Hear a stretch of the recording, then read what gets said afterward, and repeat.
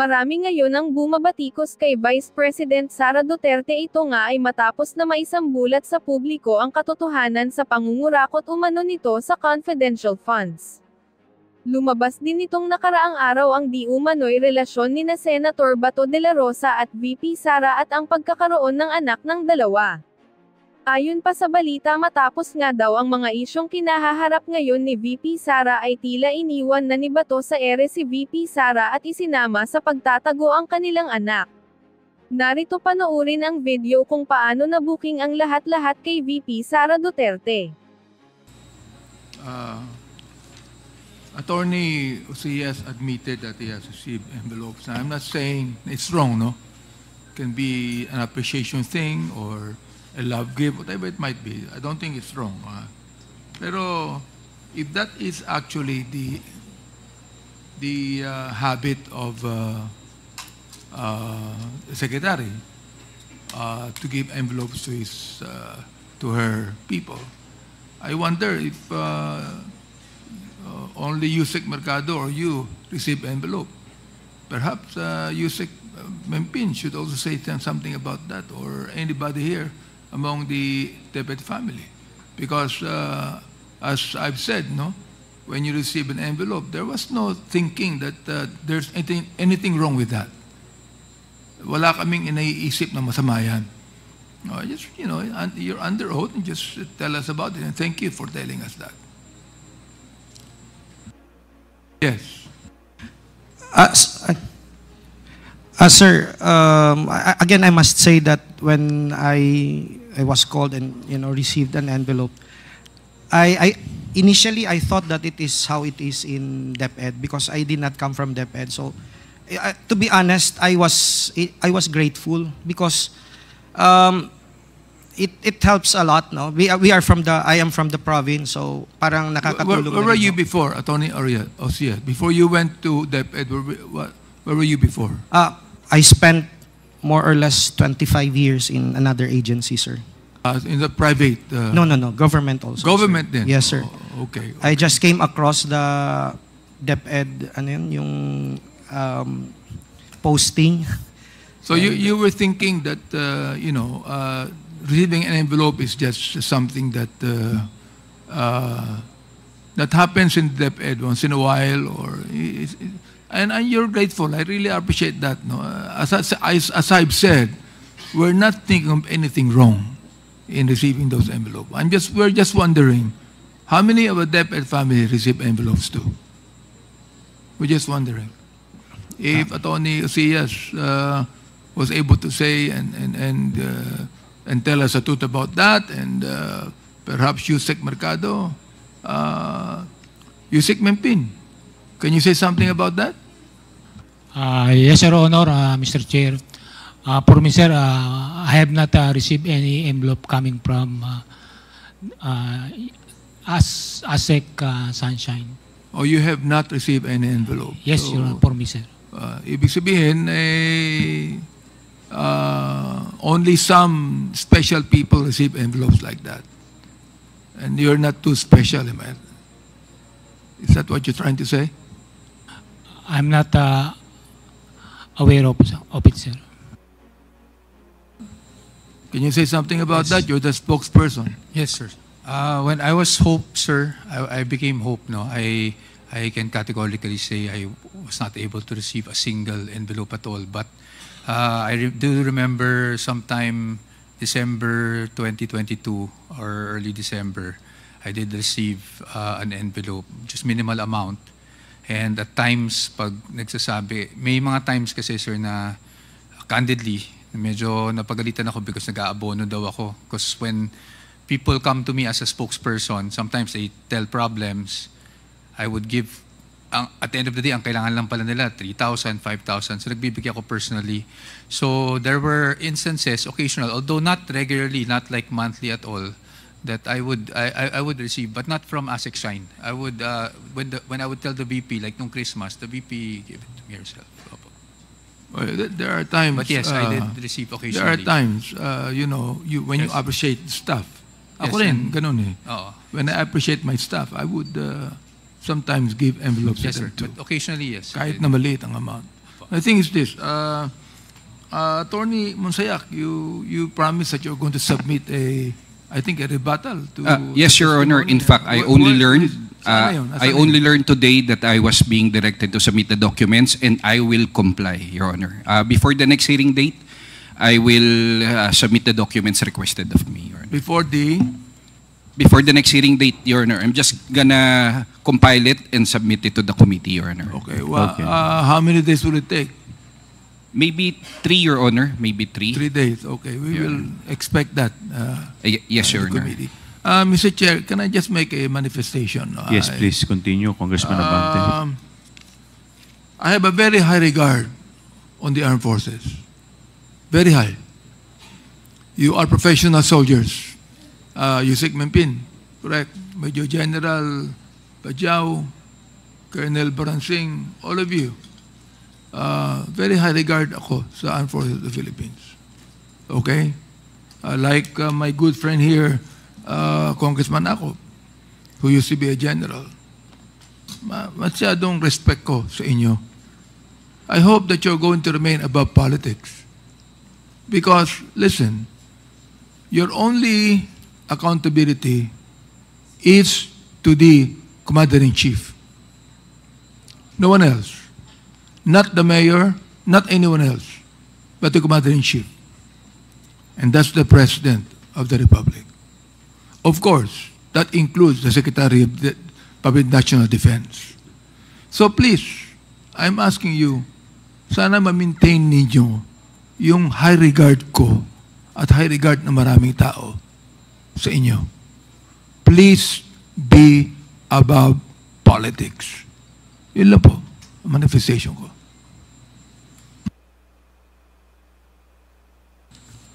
Yes, Senior Deputy Speaker, Don Gonzales. Thank you, Mr. Chairman. Meron lang akong gusto i-clarify. Yung Youth Leadership Summit, that's under DepEd po? That's under college students, di ba pa? Hindi po siya under DepEd as far as I know, Yeah. sir. Bakit narinig ko na YLS, the Youth Leadership Summit, palaging may gastos? That's under the our college students. Di ba? Hindi ako yung makasagot. Attorney, sino po ang sasagot? Kasi kanina pa natin maybe pinag-uusapan. Major General Bahaw, sir. Bahaw. Thank you, Mr. Chair, Your Honor. Well, kadalasan po, Your Honor, ang mga partisipante nito ay mga youth, high school students, and college students po. Kasama na rin po ang mga out-of-school youths and even yung mga IP youths natin. In the case of Mindanao, kasama dito yung mga Muslim youth po, Your Honor. So meaning halo-halo po sila, not only college students. Yes, Your Honor.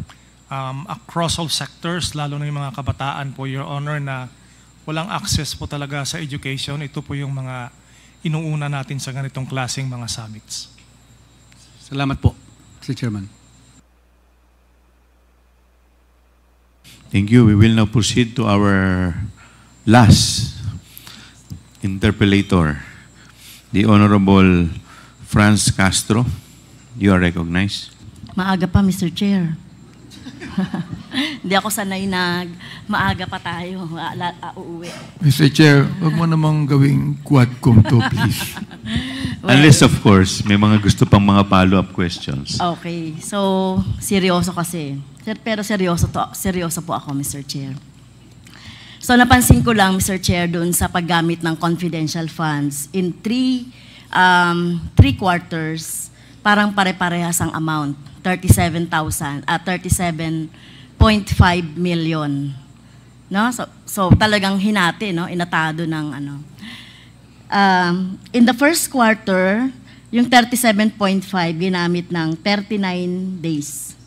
On the second quarter, 69 days. On the third quarter, 68 days. So dahil pareho yon, ano po ba yung kaibahan? Ito yung DepEd. By the way, Mr. Chair, pinatawag na po ba natin itong Edward Fajarda? Nag-motion na po ba tayo para ipatawag? Meron po tayong inisyu kanina na subpoena at testificandum. Okay. Kasi siya yung naglabas ng pera at by the way, sino po yung nag-prepare ng accomplishment report sa DepEd, Mr. Chair? Attorney Powa? Mr. Chair, I would assume it would also be the SDO at that point. Hindi po... SDO Fajardo? Opo, kung Fajarda. sino po yung nakapirma. Hindi po ako familiar kasi dun sa accomplishment report, but I think it's prepared by the SDO as per the rules. Okay, so siya yung naglabas ng pera, siya rin yung nag-report nito? I think yun po yung requirement, Your Honor. I don't have a copy, but I can look for a copy of the accomplishment report. Hindi, yun nga. Yung accomplishment report, eto na lang, kung walang copy ang DepEd. So, ang tanong ko lang po, eto ba, tatanungin ko ba kay Fajarda, bakit 39 days with the same amount? Yung other quarter, 37 million din, 37.5 in 69 and 68 days. Can you answer Mr. that? Chair, Please, Mr. Chair, continue. Your Attorney Honor, Powa. hindi ko po, and Representative Franz knows this, no, I'm very straightforward with you all the time, pero hindi ko po talaga alam yung sagot dyan sa pag-operationalize ng confidential funds. So, unfortunately, hindi ko talaga kayo masasagot, ma'am. So, sinasabi ba, Mr. Chair, ni Attorney Powa na it is Edward Fajarda and the Vice President Sara Duterte yung bumuo nitong accomplishment report? I have no personal knowledge kung sino po mismo yung nagbuo, but I'm only saying that because of the signatures found in the accomplishment report, Your Honor. Okay, napakahalaga, Mr. Chair, na mapatawag talaga si Vice President Sara Duterte together with Fajarda. Kasi katulad nung observation natin sa 125 million na OVP na misuse, parang may nakakitaan talaga natin dito, no, ng problema ng misuse. Like katulad niyan, 37.5 million. So ano ba yung kaibahan ng mga activities nitong mga to? Kasi kung titignan natin, Mr. Chair, isang set lang po yung activities, no, yung tinatawag nilang program project activities, counter-insurgency programs, abuse prevention and control within schools, anti-illegal activities operations, anti-extremism, terrorism programs. So dito, makikita natin yung mga accomplishment. So sa first quarter, second quarter, third quarter, Mr. Chair, pare-parehas ang sinasabi, no? Prevention of recruitment by NPA and other communist leftist group towards teachers and students. 100% daw implementation ng mga activities. So, ang tanong ko lang, Mr. Chair, sino ang niloloko nito? Di ba? Itong mga ganitong mga report. No, kung i-analyze natin itong mga ganitong report na parang i-accept na lang natin, ang COA, i-accept na lang natin through hook and sinker, itong isa na submit ni Sara Duterte at saka nitong si Fajarda, kung sila man talaga yung gumagawa nito, sino lolokohin natin dito sa sinasabi nila? No, nawala na daw, na-prevent na raw yung recruitment. Number 2, ito pong counter-insurgency programs na ito, Mr. Chair. Itong abuse prevention and control within schools, anti-illegal activities, anti-extremism. Ito po ba yung talagang pinaka-problema ng mga eskwelahan natin? Para kay Yusek Powa, alam ko ikaw, nung DepEd Secretary ka, we talk, no? Undersecretary. Ay, Undersecretary. Ko na agad ang pinromote. Di ba nagtutok tayo ng mga problema sa schools? Di ba? So, tingin mo ba itong apat na to, ito yung talagang problema natin sa eskwelahan na kailangang gamitan ng confidential funds para maituloy yung programa natin sa eskwelahan? Well, Mr. Chair, if I may respond. Yes, please continue. Well, sa totoo lang po, honestly, isa siya sa mga problema, pero hindi lang po siya yung problema. Napakarami po talaga nating problema, especially nung time ko sa DepEd. and I've discussed it with Congresswoman Castro several times. So I cannot naman po say it's not one of the problems because may mga reports nga na umabot sa atin na may ganyang problema. But I would say na it's one of the many problems in basic education. Yes, mas ano yung problema like yung grooming, ito yung binanggit ni Sara Duterte nung tinanong ko, saan mo gagamitin yung confidential fund, Mr. Chair? So tinanong ko sa noong 2022. So sabi for grooming daw, etc. Pero nakita naman natin problema ngayon, di ba? Mga bullying, no? At iba pa na related, pero mukhang hindi ito yung nakikita nating pinaka-problema, no, sa mga eskwelahan natin. Kung titignan natin ito, Mr. Chair, parang ginawa lang ito para ma-justify lang yung confidential funds na 150. Nakita naman natin, Mr. Chair, doon sa palitan kanina ng interpellation ng mga nauna. So itong mga ginagawa na ito na certification, Mr. Chair, hindi ito project ng DepEd. No? Ay hindi ito ginawa at hindi ito pinondohan ng DepEd. Hindi nga alam ni Attorney Powa etong mga activities na to. Hindi nyo naintindihan. Pero nakita natin, Mr. Chair, sinubmit. Ano ba to? Pinractice ba natin dito na yung parang sinasabi natin na hindi natin iniintindi? So, ito ba, Mr. Powa, Attorney Powa, sinubmit nyo na lang ng walang pagkaintindi? Hindi ba kayo nagtanong kay former Yusek Mempis, ano itong mga ito? Please answer, Attorney Powa. Mr. Chair, with all due respect, ma'am, hindi naman po sa hindi inintindi. Humingi po ako ng reports na evidencing success para as required by COA. Nung nakita ko po yung report, ang pagkakaintindi ko po is hinold yung mga seminars due to coordination and information received from DepEd. So I took the certification Mr. Chair, patuloy na kita dyan, Attorney. Opo. Malinaw naman kanina doon sa interpellation na wala itong relasyon dito sa activity ng DepEd. Ni wala ngang MOA, Mr. Chair. Di ba? So hindi mo pwedeng gawin ito na justification para bang Mr. Chair, sa eskwelahan, hindi ka makapag-liquidate. Ngayon kulang ka ng ilang thousands. So ang gagawin mo ba? Maghahanap ka ng resibo sa kung saan na pwede mo ipamasak doon sa liquidation ng confidential funds. So parang ito kasi, yung certification na ito, Mr. Chair, this justifies yung sa hinahanap ng COA na kulang na 15 million. Pero syempre may question nga ako, no? Paano ba ina-analyze ng COA itong mga ginagastos na ito sa confidential funds? Parang tanggap na lang ito. So okay na po yung kay Attorney Powa, no? Narinig ko na yung justification kanina. So sabi natin na kanina, Mr. Chair, na sige, hindi naintindihan nyo naman po ito na isinabmit sa inyo at isinabmit nyo sa COA. Pero hindi pa kayo nag-scrutinize, hindi pa kayo nagtanong. Para saan ito? Bakit ganito yung sinabmit ni Yusek Powa sa inyo?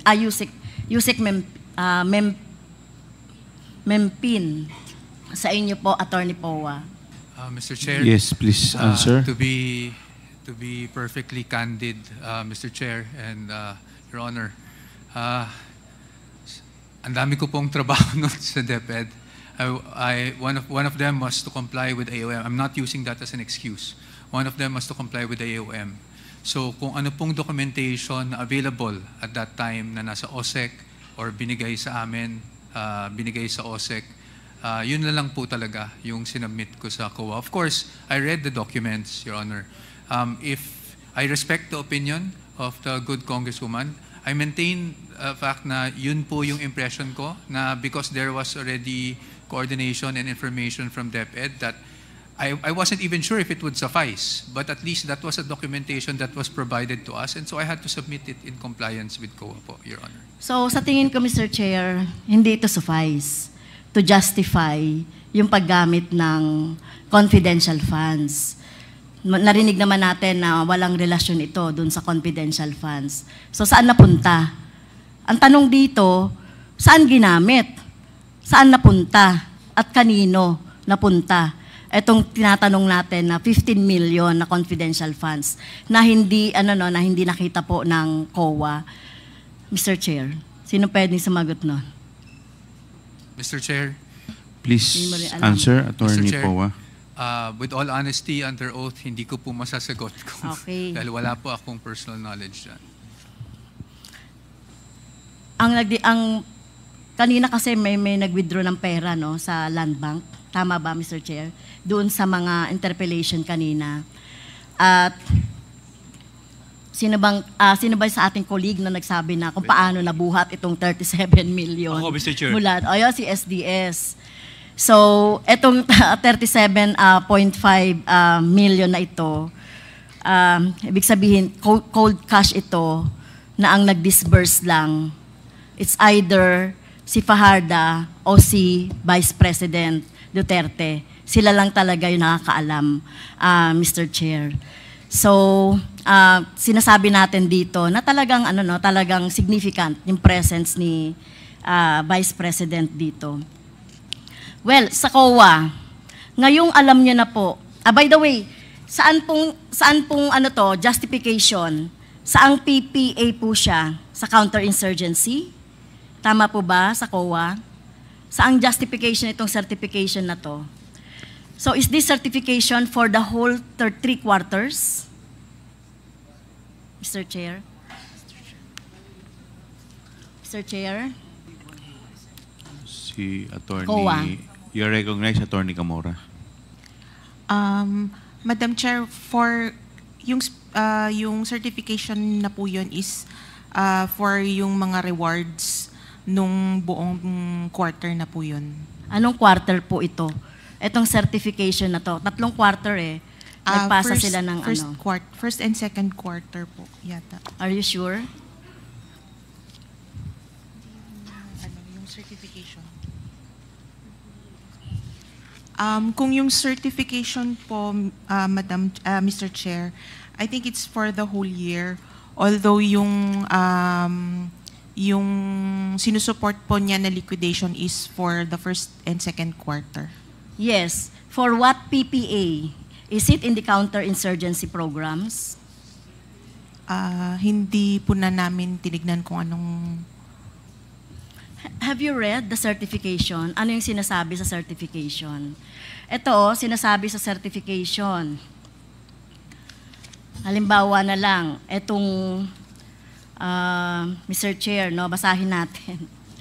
Yung kay Boransing, kay Colonel Boransing.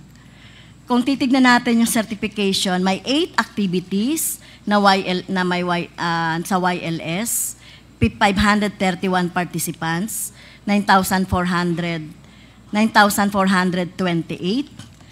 This was carried out from January 1 to December 1, which resulted to 0 reported CTG recruitment in addition. This command has implemented hindi ko po alam yan kung ano yan, Complan Tinabangay. So, ang ibig sabihin po, ito ay para dito sa PPA number 1. Kasi for CTG daw to no, yung mga recruitment ng NPA.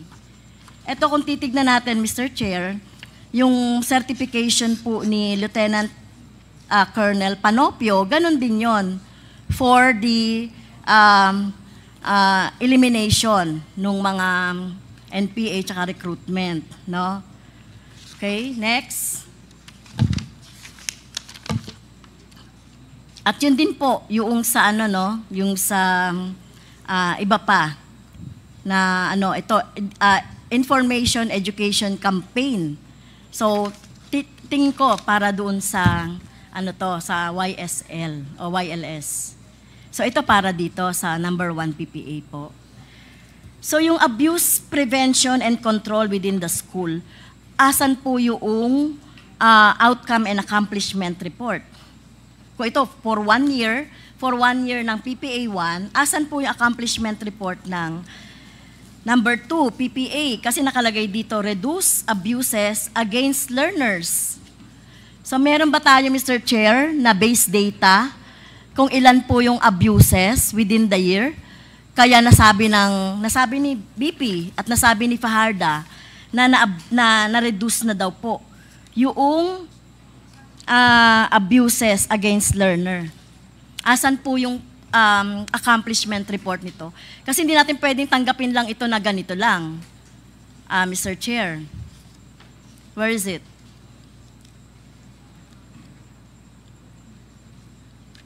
Mr. Chair, ito lang po yung na-receive namin. So, at that time po, na-deem sufficient na sa payment of rewards po. Ito, sufficient na? Sufficient na po ito dito sa 4 na PPA, Mr. Chair? I cannot accept that. Kasi nakalagay dito, reduce abuses against learners. Ano ba yung baseline? Paano na-reduce? Ilan yung number? Payment of reward, 2 million, 2.95 million. Purchase of supply, 2.69 million. Payment of incentives and traveling, etc. Makikita nyo dyan Mr. Chair. Purchase of information, 2.2 million. May 10 million dito, reduce abuse against learners. So, paano natin masusukat yun? Mr. Chair, ako po mathematics teacher ako. Gumagamit kami ng rubrics. At kami, yung mga teacher, sinusukat sa kung ano yung nagagawa nila. Pero kung ganito, alam niyo po, hindi to papasa as teacher. Kung ganito po, hindi po ito papasa or hindi ito magkakaroon ng, ng record ng VS or S. Baka NI pa to. Kasi wala itong, wala itong justification. So sinasabi ba ng COA, ito na for the whole year, Mr. Chair, yung para sa justification ng 150 million. Mr. Chair, dun lang po sa rewards, yung 15, yung sa payment of rewards lang po yun. Hindi po... Hindi, kaya nga gusto ko makita yung accomplishments. Gusto natin makita yung actual outcome. Ano yung actual outcome? Tinanggap ko na nga yung number 1 O di sige, ito meron ito. Kahit na hindi ito katanggap-tanggap, Mr. Chair, kung bubusisiin ko pa yan.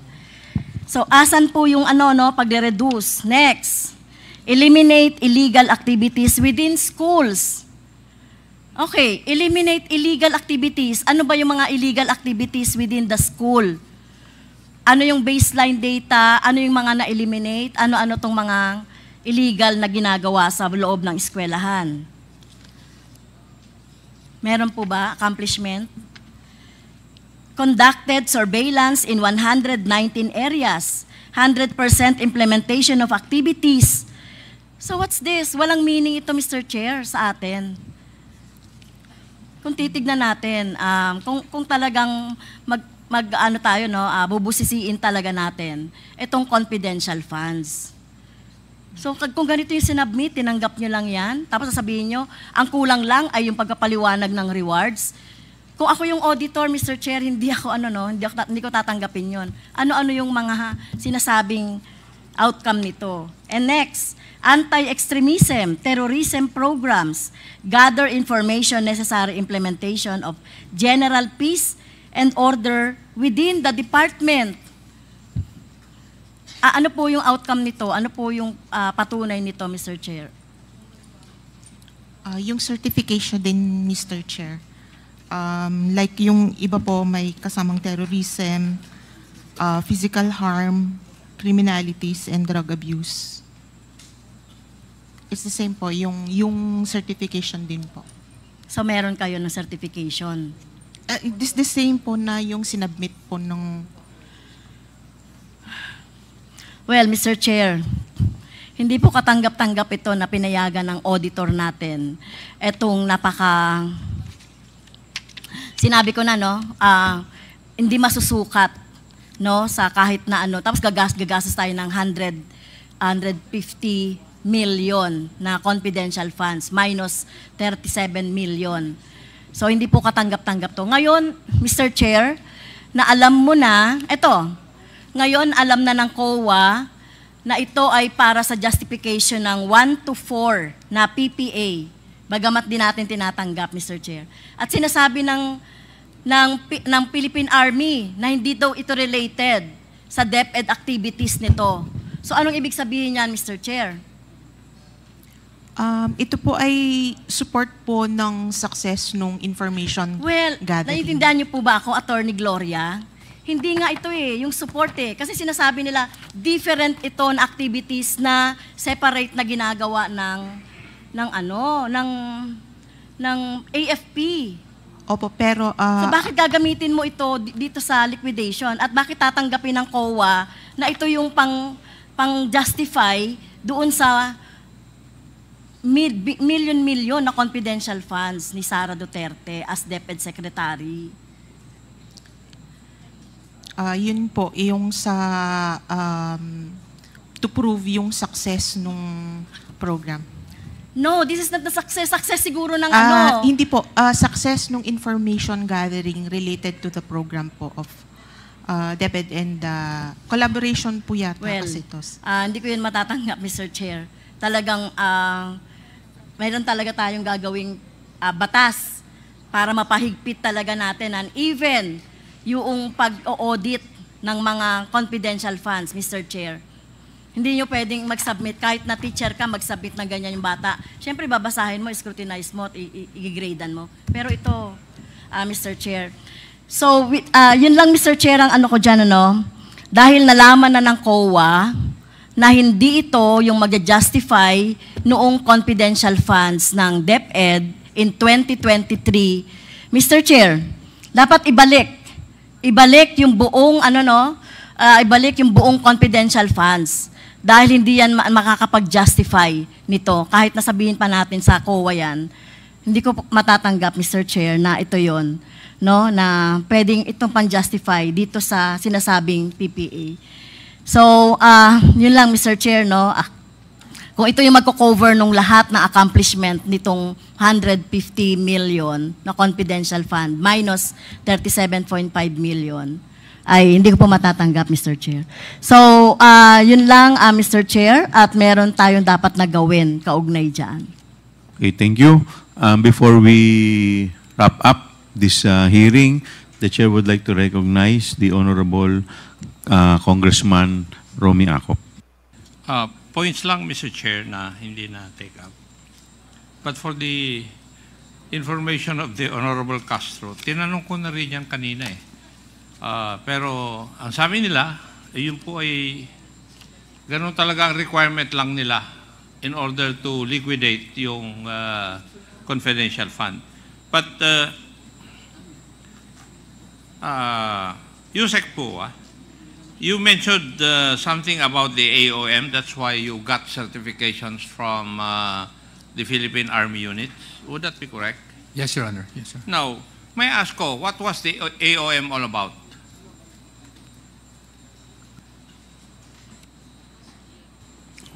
Ano po yung AOM na sinasabi ni Yusek Pua na basis niya para humingi ng certification sa Philippine Army units? Attorney Camora. Mr. Chair, yung first na AOM po na issue sa DepEd, which is AOM number 2024-015 po. What is it all about? Nandito po yung mga observations namin yung for the yung first time po nila. Ano po yung in general yung gist ng observation po ninyo? Yung first one, hindi po sila nag-submit ng documentary evidence of payment. Yung second one, meron po kaming, kasi hindi po, yung sa accomplishment reports nila, hindi pa po yung confidential activities or confidential expenses ang nilagay nila. Yung third one is yung sa kulang po yung supporting nila sa payment of rewards. Yung sa number 4 po, dun sa physical and financial plan po nila, hindi naka-indicate yung mga particular confidential activities. And then, sa item 5 po, hindi po properly accomplish yung DV. Ganun din po yung sa observation number 6 po. Saan pong observation, saan pong AM, first, second, third, fourth, and fifth, nakalagay yung requirement ng certification ng Philippine Army units? For you to be able to give a credit notice, it pertains po to number 3, yung payment of rewards to informers. It must be supported with documents evidencing the success of the information gathering and or surveillance activities. Yun po yung... Matanong ko po kayo, sa certification pertaining to YLS, nasaan po yung information gathering at saka ano pa yung activities na nakalagay doon?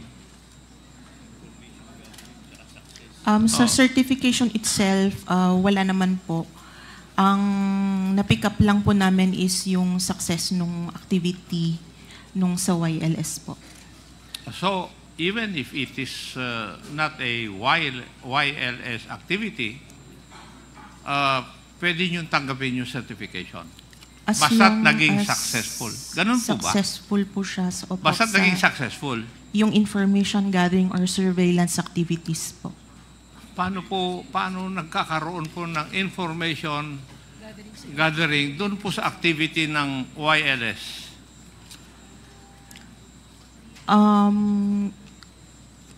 Kung programs po yun ng DepEd, tapos kailangan po nilang yun po, mag-gather ng information on... Kaya nga, programa ng DepEd yun. Opo. Paano natin i-connect yung programa na yun doon sa YLS activities na Philippine Army? Yun nga po, based sa certification nila, there was a collaborative effort between DepEd and yun po, yung nag-issue po ng certification. There was a collaborative effort? Yeah po. Ng DepEd at saka Kwan? Yes, Mr. Chair. So that is enough to justify na bigyan nyo sila ng green notice, ay credit notice at mawala na yung observations ninyo sa AOM. Yun po ba yung sinasabi nyo po sa amin? Yes, Mr. Chair po. So, Honorable Castro, I will go with you in so far as your observation is concerned. Thank you, Mr. Chair. Mr. Chair. Honorable Benny Abante. Just a few questions before we wrap up. No? Yes, please continue. Ako naman talaga taga-wrap up kaya sa kwet ko man. Anyway, sa atin pong military, no? For example, Major General Bajau. Alright. Ano ba? Sa elementary and high school natin, matindi ba ang problema sa insurgency? Major General Bahao, Mr. Chair, may I be recognized? Major General Bahao, you are recognized. Thank you, Mr. Chair. Your Honor, ang problema ng insurhensiya po ay nandyan pa. Although sa buong Pilipinas po, and I can only speak for Bicol region na nire-represent ko bilang dating commander, ay pababa na po to. Okay, na generally speaking, Major Bajau, alam ko Bicol lang, no? Are you a Bicolano? No, Mr. Chair, okay. Your Honor. Sa Bicol ko lang. Pero I think that even Yusik Mempin could be able to say this. Matindi ba ang problema sa insurgency, sa high school and elementary o hindi na? Sapagkat hindi na. Pababa na po siya. Pababa na. Gano'n po baba, for example? Ilang percent? Gano'n po baba? Gano'n po baba? I can only speak for the 9th Infantry Division, Your Honor. Meron kaming dating 8 guerrilla fronts. Ngayon, mag-isa na lang po ang naiwan na weekend guerrilla front. So, ganun kababa na po. Meron pa ba tayong mga NPA na mga sundalo na mga minor de edad? Marami pa ba? Sa pagkangayon po, Your Honor, wala po kaming na sasagupa sa aking kapanahunan po. Wala na. So ibig sabihin, mas mataas ang ang issue ng insurgency sa college. Sa college, correct? Yes, Your Honor, Mr. Chair. Therefore, hindi DepEd, dapat CHED. Tama ako, mali? Your Honor, we categorize the youth po na 15 to 30 years old po. Kasama dito yung mga ibang high school students po. Ganito na lang yon. If DepEd would have a subject lang kayo mga DepEd family, please listen to me. I say this. Kung meron kayong subject sa high school for example, on anti-insurgency campaign, on the evils of communism and atheism, mas maganda, di ba? Tama ako, Mr. Monsayak. Yes, Your Honor. Hindi na kailangan pa yung youth summit na binabanggit ninyo na ginagastusan ng confidential fund ng DepEd. Oo. Ngayon, sa college pwede. Sapagkat meron tayong UP, meron tayong PUP. Oo. O meron tayong pamantasan sa lungsod ng Maynila na yan, pwede ba maging breeding place ng insurgency yan eh. Di ba? So therefore, it must be CHED. It must be CHED that should connect with the DND as far as the anti-insurgency campaign should be done. Am I right? Major Bajao. You're right, Your Honor. Okay. Yusek Mimpin. Am I right? Yes, Your Honor. O, ganun na nang gawin natin, DepEd. Magkaroon lang tayo ng subject on anti-insurgency sa ating high school, communism and atheism, no? And let us just, siguro kinakailangan na rin natin na atin nang i-promote yung talagang for the love of God and country sa DepEd, no? Ganun din sa CHED. Siguro yan ang kinakailangan gawin natin ngayon. O ito naman, sa COA naman, no? Itong inyong joint circular is a joint circular that have been written na ang kasama dito, DBM, DALG, DND, Governance Commission for GOCC, and Commission on Audit. Am I right? Tama po, Mr. Chair. Yun. Walang DepEd dito eh. Tama po. Walang DepEd. So, ibig sabihin, kayong mga sa audit, Commission on Audit, should realize na wala ang DepEd dito. Hindi kasama. Ibig sabihin, hindi dapat magkaroon ng confidential fund ang DepEd in the first place. Hindi dapat magkaroon. And that should have been made improper. Oo. Di ba? O nakalagay dito, the utilization of such funds is generally confidential and classified by nature, which requires not only strong internal controls in the release and utilization thereof, but also strict accounting and auditing rules to prevent mishandling or improper application of the funds, of which COA has neglected. Attorney. Mr. Chair. What is your comment on that? Attorney Camora. Mr. Chair, actually po we are... Binasa ko lang yung nakalagay dito. Opo, we are currently in talks with the same agencies po na i-amend na po ang joint circular.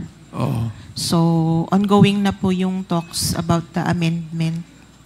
And I think subject na rin po ito yata. Kasama siya sa court case, so hindi po... Kayong mga nasa COA, Director,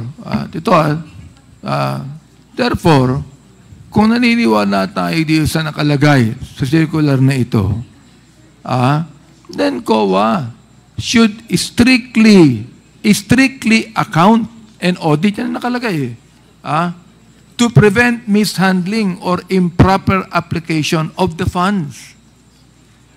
We are now requesting in this committee, Mr. Chair, na gawin nyo na ito. Attorney, Mr. Chair. Yes, Mr. Chair. Gawin nyo na ito. Opo, Mr. Chair. Di ba? Please, gawin nyo na yung nakalagay dito. Yes, Mr. para maulit natin to, malaman po ng taong bayan to. Ito, nakalagay sa Joint Circular number 2015-01, January 8, 2015 to nailabas. Ito nakalagay.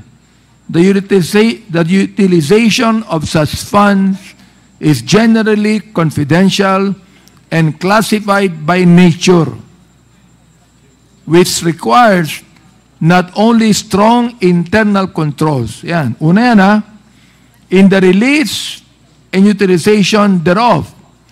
Number 2, but also strict accounting and auditing rules to prevent mishandling or improper application of the funds. And this is the work of COA. Am I right? Yes po, Mr. So, Chair. Mr. Chair, we are requesting that COA should now do what they should do to implement this joint circular right now. Because you have always been telling us that you're always mentioning the joint circular. And because of that, nakakalusot yung mga tinatawag nating rentals na yan. Nakakalusot. Walang attachment, walang particulars, hindi malaman kung paano ginamit yan. Bakit yung 78 days na yan, 5 million lamang, pero bakit yung 11 days, 16 million?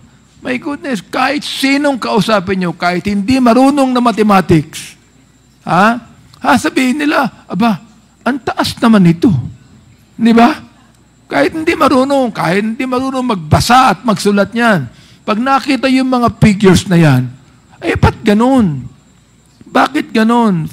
Listen, COA, lahat tayo rito, tandaan po natin na ang taong bayan pa rin ang makapangyarihan dito. And the thing is this, we still would like to say this, that we are not a government of men, we are a government of laws. And therefore, every law must be implemented properly. And I would like to please suggest to COA, tingnan nyo na maigi ito, and please implement the ruling in the joint circular. Nakita ko at nabasa ko you're using it, therefore, gawin nyo ang dapat mangyari dyan sapagkat strict accounting and auditing. Yes, Tama ho Mr. ba ako? Yes po, Mr. Gawin Chair. natin. Maraming salamat po, Mr. Chair. Yun lamang. Mr. Chairman. Yes, Senior Deputy Speaker, Don Gonzales. Based on this joint circular, can I have my manifestations? The joint circular needs improvement in terms of evidence of payments and to allow COA to check safe houses, other agreements to ensure validity of the payments. And the joint circular is already 9 years old. Tama mo ba? 9 years old na? Yes, Mr. Chair. So, it needs to update at this point in time, Mr. Chairman. Thank you, Mr. Chairman. Thank you. Mr. Chair. Mr. Chair. Before I recognize Congressman Flores, may tanong lang po ako.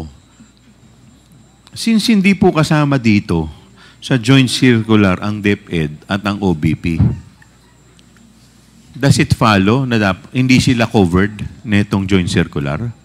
Hindi naman po, Mr. Chair. Ang covered po ng kung sino ang may confidential funds ay yung binigyan po ng Kongreso po natin. Okay. Ito lang po yung mga nag-craft ng joint circular. May kanya-kanyang role po kasi like si DBM po, sila po yung sa grant. Tapos yung utilization, I think it's more on the ND and DILG since sila po yung involved talaga. And yung audit part po is yung part ng COA. Okay.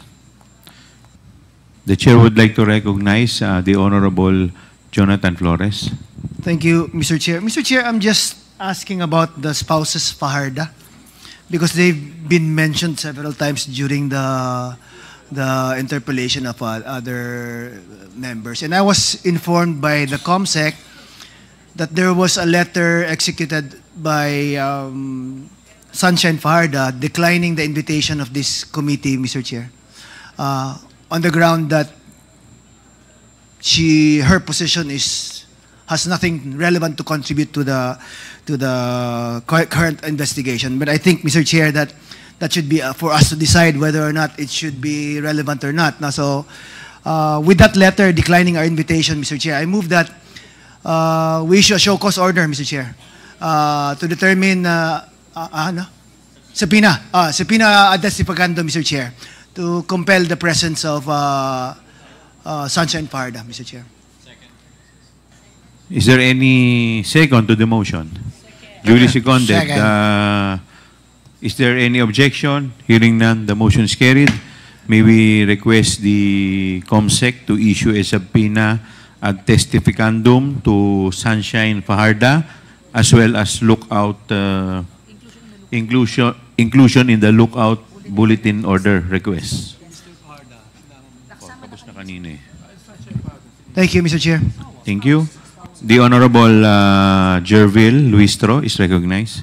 Mr. Chair, it was clearly established that the certification issued by the AFP was used by DepEd to justify the payment of reward to informers. I just want to have this last question for the AFP. When you issued the certification, were you aware that this will be used to justify the 15 million payment of rewards by the DepEd? Can we hear from Major General Bahaw? Yes, ma'am. May I be recognized, Mr. Chair? Thank you, ma'am. Major General Bahaw.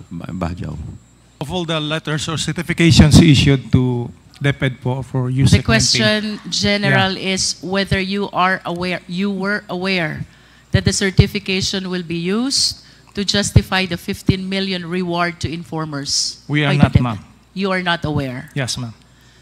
Can we hear from Colonel Panopio? Mr. Chairman, Your Honor, we are Colonel not aware. Panopio, you're recognized. Yes, ma'am. Mr. Chairman. Were you Honor, aware? We are not aware, Your Honor. You were not aware? Colonel Boransing. Colonel Boransing, you're recognized. Thank you, Mr. Chair. We were not aware, Mr. Chair. Colonel Sandangan. Colonel Sandangan, you're recognized. Thank you, Mr. Chair. We were not aware, ma'am. In other words, Mr. Chair, without the knowledge of the AFP, the certification was issued to DepEd to be able to justify the 15 million that was used allegedly for the payment of reward.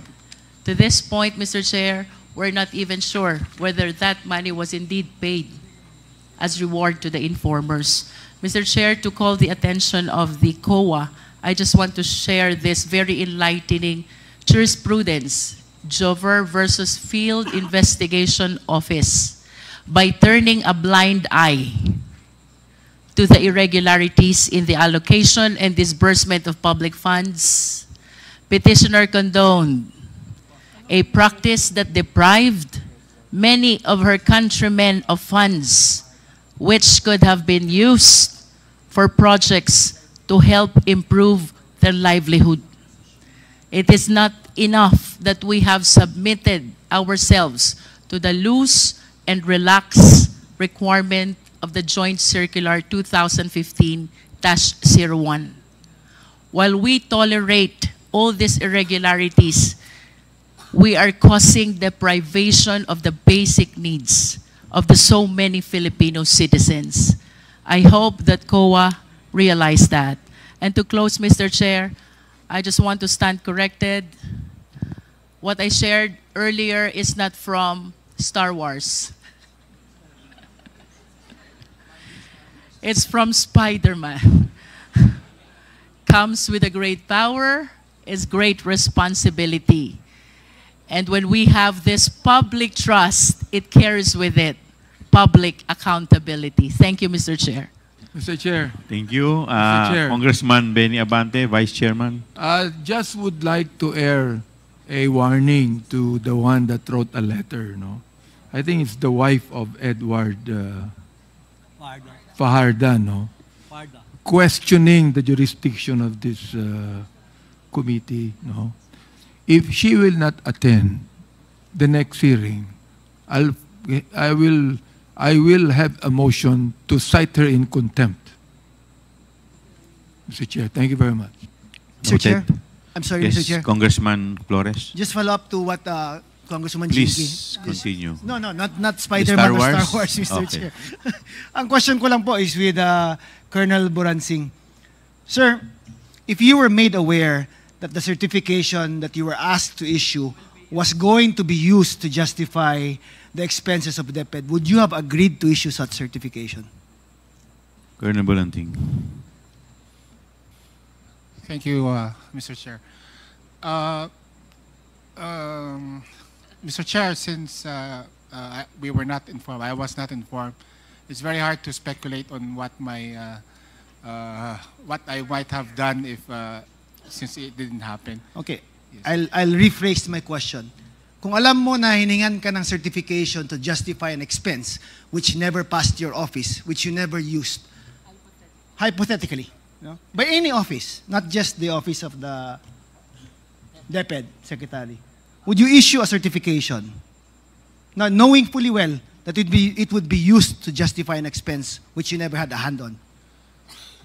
As with all Army units and AFP units, for example, if there was a multi-stakeholder activity, Mr. Chair, and someone from another agency is asking for a certification, but he or she was not present, we would not issue the certificate of appearance or any certificate for that matter. It's a standard practice for the armed forces, sir. Thank you. How about you, Colonel Panopio? Colonel Panopio, you are recognized. Would you have issued the certification na alam mong... Same question. Yeah. First of all, there was no mention of certification of fund in the... There was no mention of funds in the certification, Your Honor. But if we are aware that it will be used and we did not receive the money, we will not issue the certification, Your Honor. Okay, I think that's a similar answer, Colonel Sandangan. You are recognized, Yes, sir. Colonel. I will not. Thank you, Mr. Chair. Thank you. Meron pa po bang Spider-Man? Wala na po ba? So kung wala na po, do I hear a motion to suspend the hearing? Motion to suspend, Mr. Chair. Is there any objection? Hearing none, the committee hearing of the Committee on Good Government and Public Accountability is hereby suspended until further notice.